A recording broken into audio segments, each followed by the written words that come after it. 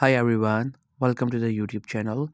In this video, we will see how to use Fooocus AI.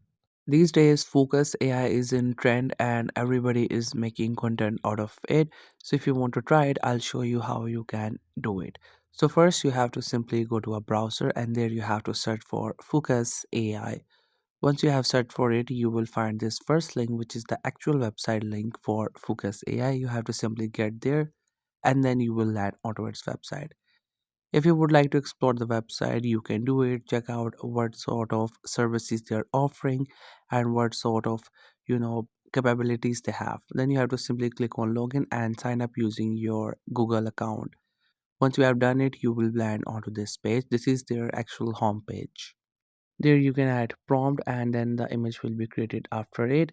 And then we have these other option, which is the Fooocus AI. There you will find its pricing, like what plans they have and what sort of features included into it.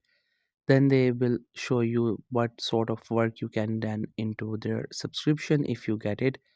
And after that we have this flux one, which is as same as we have that home page where you can add the prompt, add other options, and you will get the content out of it.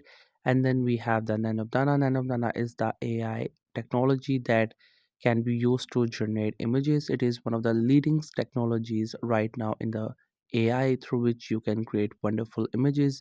You have different options through there. You can create AI images.